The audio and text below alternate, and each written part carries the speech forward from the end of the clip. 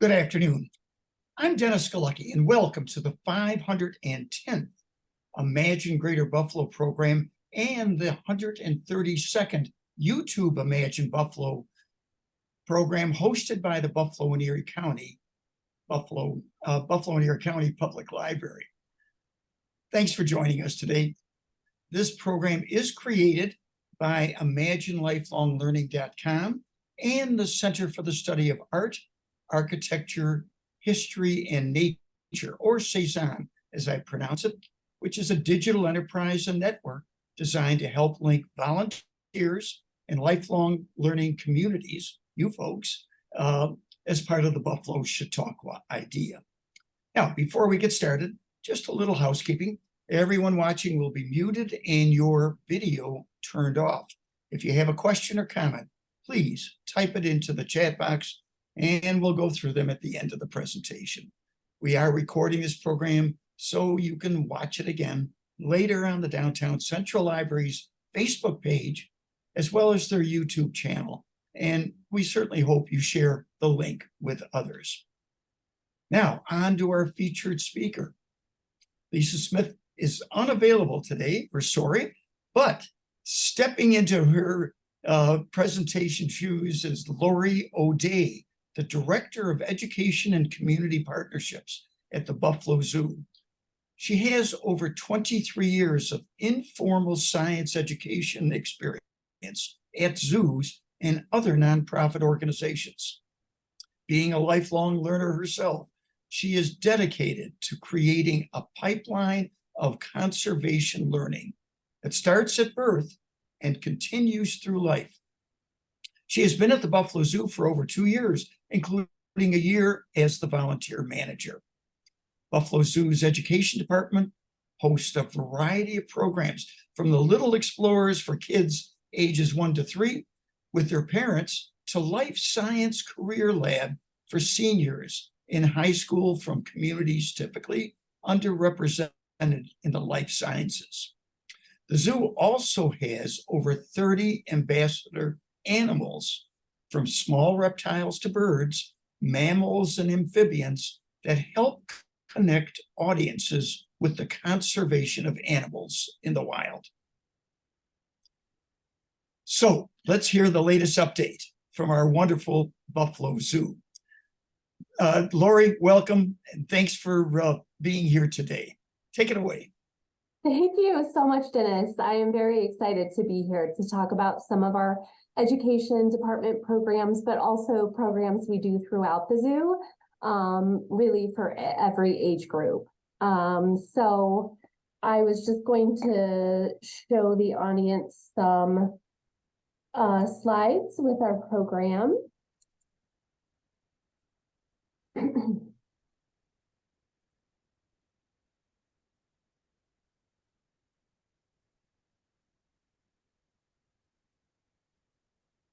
So obviously we do, and I do personally believe in lifelong learning.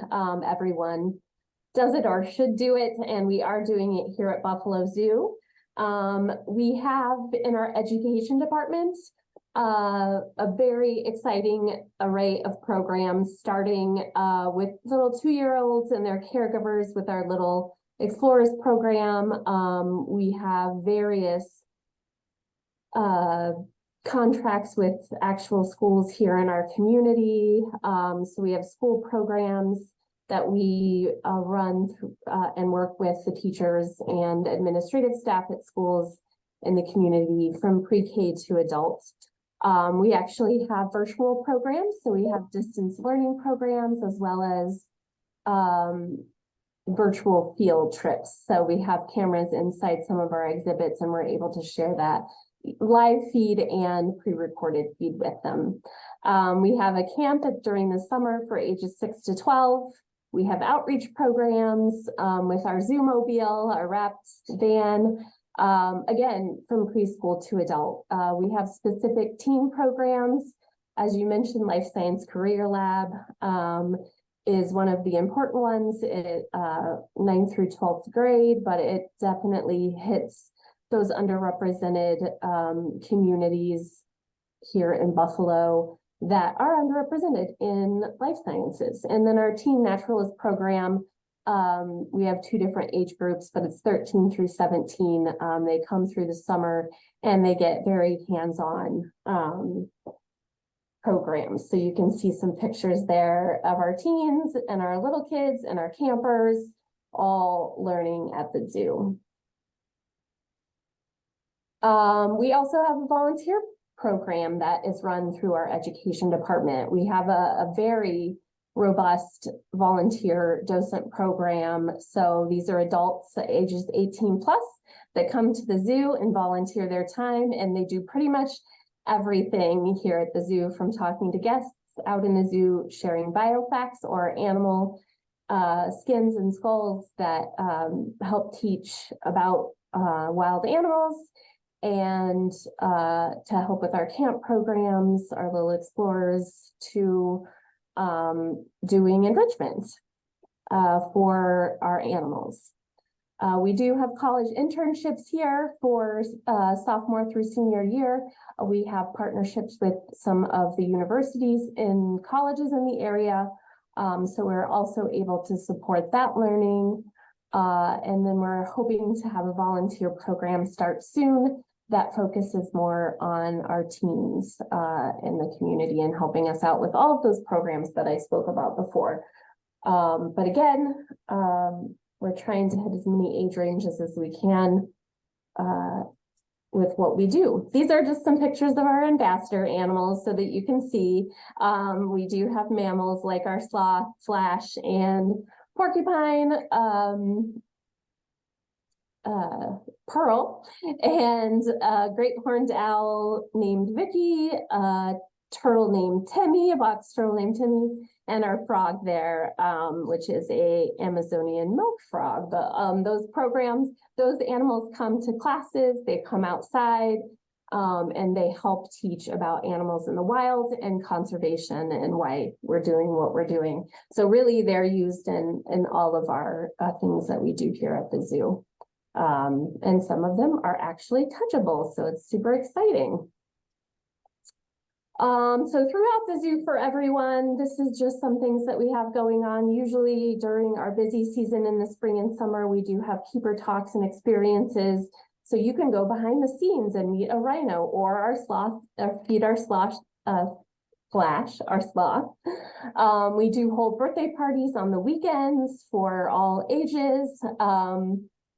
And that does include a visit from one of our animal ambassadors as well.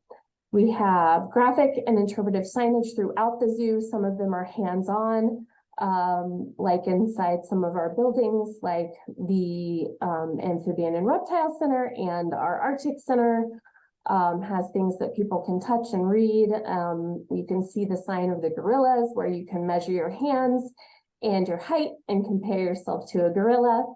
And then we also have some special events, and I just put two that are coming up in October. So it's spooky season, so we're doing Boo Bash for adults on October 14th, and then Boo at the Zoo October 21st and 28th.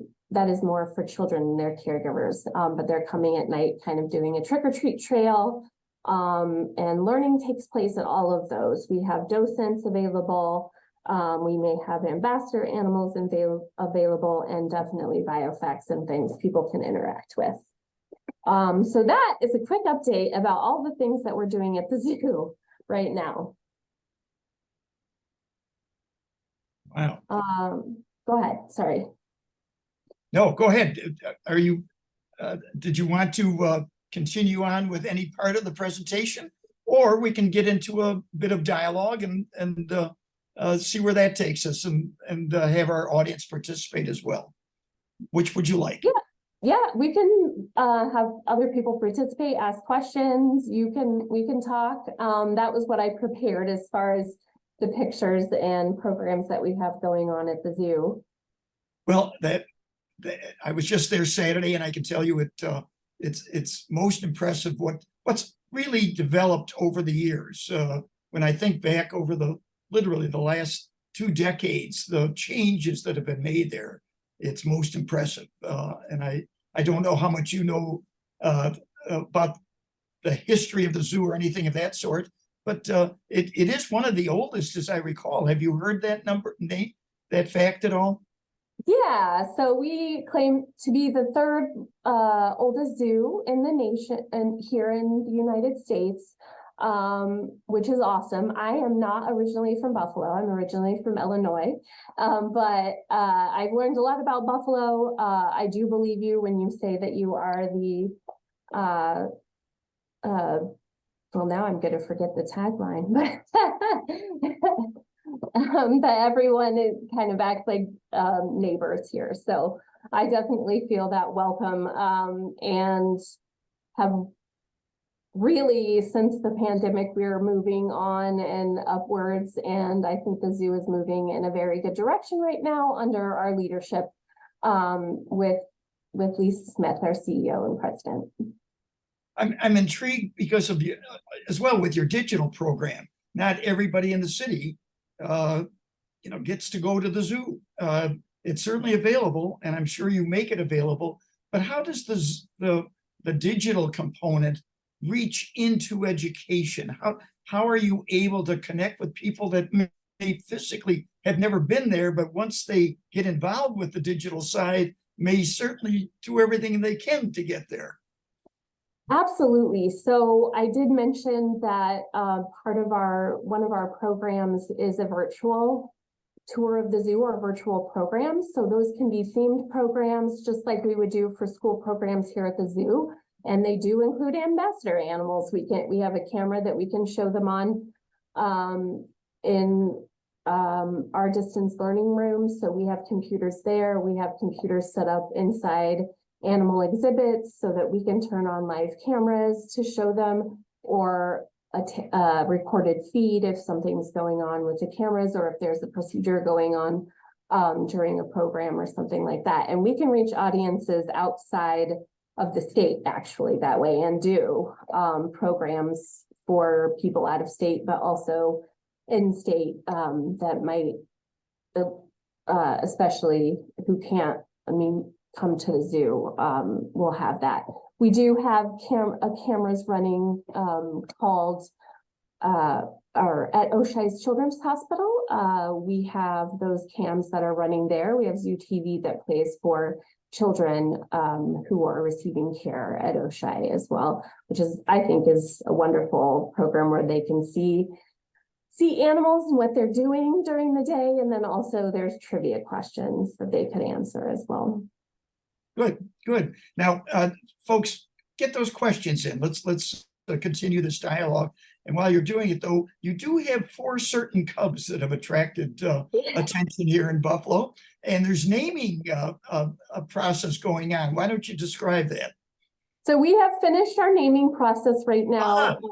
So we have 4 cubs that were born a few months ago now.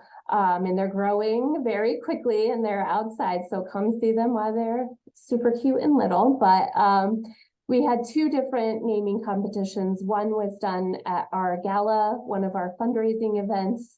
We were able to have people bid on some name choices that our keepers came up with. And then also we let the public decide. So guests that come to the zoo got tokens and they could vote for the names. So we had 2 boys and 2 girls. It worked out perfectly. So a girl and a boy were named through the gala, and a boy and a girl were named through that contest. So we have Azali, Briggs, Denny, and Salu. And mention these are cubs of what animal are we talking about? Oh yeah, I didn't even, they're lion cubs. We have lion cubs, 4 lion cubs. So as you may or may not know, lion cubs do live in a family group. So we do have mom and sister, so aunt, sister to the mom, and then their older sister with the 4 cubs right now. So yeah, so Briggs and Salu are boys, and then Asali and Denny are the females. So that just came out. Yeah. And there's certain viewing hours, as I recall, 10 till 12? Correct me if I'm wrong. Yeah, so they're usually, the female group is usually out during the morning, and then we let the male group out in the afternoon. So we do have an adult male, which is the father of the four. Wow. And then his older son that is too old to be put with the cubs right now. So that's kind of how we do it. Nice. Melissa, how are we doing for questions? We do have a few questions that have come in. Good. So first question is, how long does it take to become a docent, and what is the time commitment expected? Great question. So our docent program, we usually do 1 to 2 trainings a year. It is a very in-depth training because you do learn about all of our animals here at the zoo. You learn about the history of the zoo. A lot of different components go into it. However, we have made changes so that it is more open to other people. We have docents who work, docents who go to school. So it's not always a retired people who can volunteer their time anytime they can. So we have 4 in-class sessions that we do, and then most of the other learning is online or digital. They can go on and study resources. We have quizzes they can take to make sure that they're getting the knowledge that they get, and then we do some observations of them and kind of clear them into being docents. But our lowest number of hours is 25 hours a year for our docent, and those are for docents who have some medical issues or they can't make it here certain times of year. We do 50 hours a year for working docents or docents that are going to school or caring for a loved one full-time. And then we have 70 hours for our retired docents or full-time docents that can afford to put more time in. So I don't think that's a huge commitment at all. There's a lot of fun things to do. And like I said, I used to manage the program. It's one of my favorites. And our docents do touch pretty much all of our programming, and are out there for zoo guests every day that we're open to the public. Could you talk a little bit about membership to the zoo? What are the benefits of a family membership, or is there an option for grandparents? That one. Whoops, I know you're not in the membership department, but no, I'm not. But I want to make sure that I'm giving you guys accurate information. But we do have different options for our membership.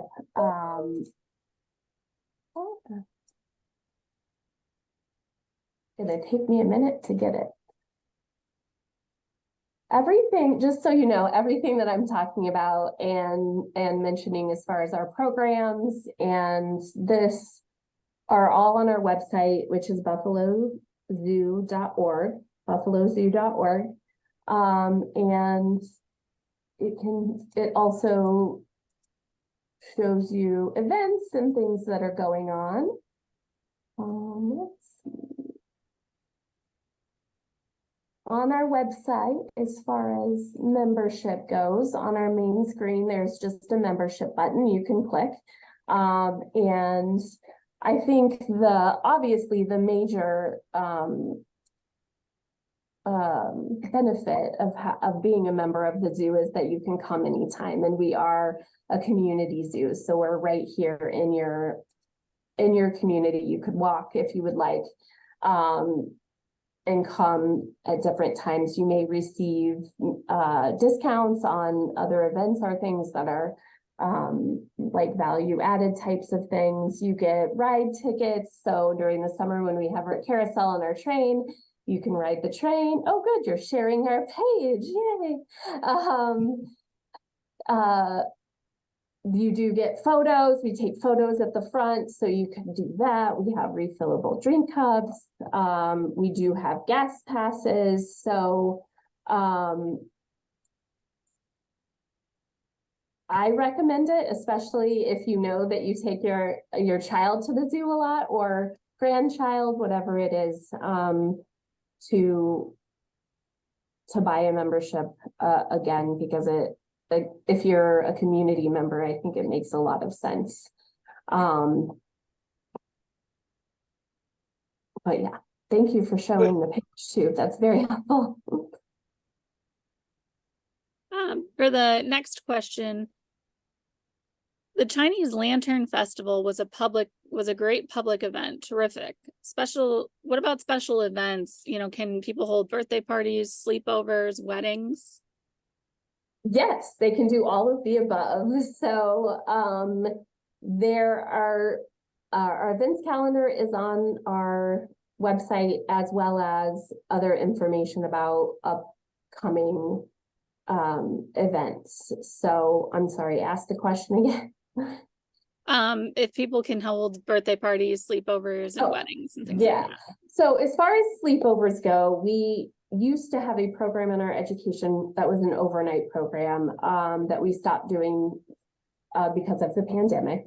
It may come back in forward years. We haven't done it yet. This year we did do Zoomagination, so we had the lanterns all throughout the zoo.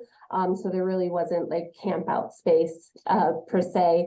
But we do birthday parties on the weekends. You can book those in advance, again, through our website. We are coming up, we have the Boo at the Zoo events on those dates that I gave you. Again, buying tickets, everything is on our website. Those are coming up really soon. We have started also doing animal kind of appreciation days when it's like National Rhino Month or whatever. We've been highlighting some of our animals and some of the conservation stories about our animals during those times. So that would be like you just coming to the zoo for regular, but when you go to gorillas during primate week.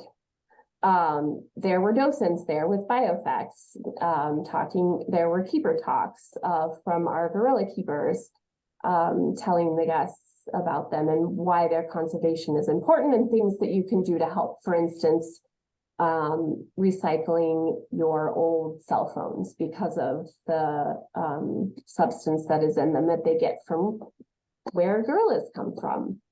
So we've really been trying a lot of different things that aren't necessarily more money for people to pay, but add-ons that they can experience while they're here.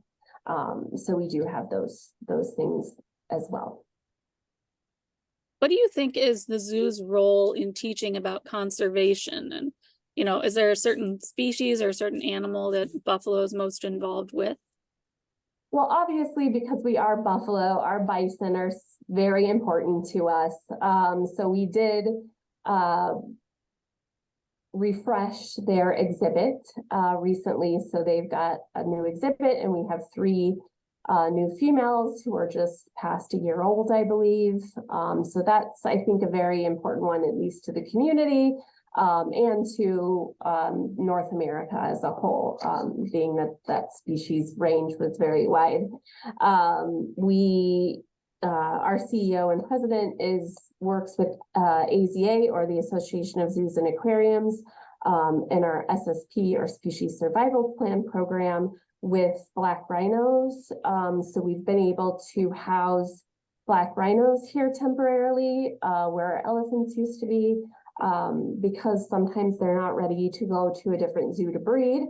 So we're just a holding point where they can spend their juvenile years with us. So that's really important to us, but we do have several endangered species here at the zoo, and that's really why we're here, is so that we can teach our community and people who visit the zoo from out of our community about animals and the environment, and again, what people can do, because that is my goal as an educator, is to never make people feel like there's nothing they can do. So it's always those messages of what you can do to help animals that maybe you didn't think about before. And just from your perspective, where do you see the zoo going in the next 5 years? It's a big question. It is. We have a master plan that we have gotten approved. And so that I have no reason to believe that is not the way that we are going to go, or that we wouldn't go that way. So it's planned out for 20 years.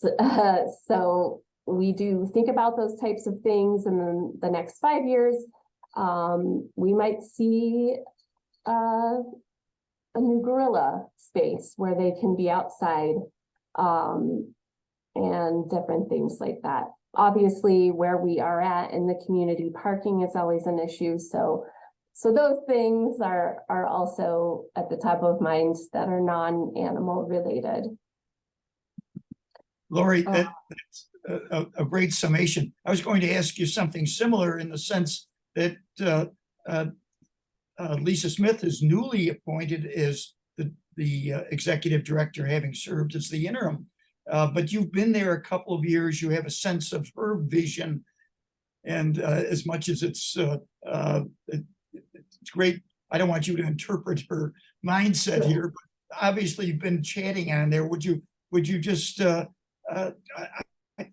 comment on this? For years, I've thought of zoos in part as let's call them a Noah's Ark effect, at a time of conservation, that through their efforts, species are being saved, literally saved, in collaboration with other zoos. Is that a major part of what you think zoos do, or is that just something? Philosophically, it's not even on the radar screen. Where does that fit? Yeah, no, we are definitely, as other AZA institutions are, devoted to the conservation piece of things. Zoos will always be a place where people can come for fun as well. There's always going to be things to do that are going to be outside of conservation and animals. But that is something that we always pull people back to, because that's the reason that we are here.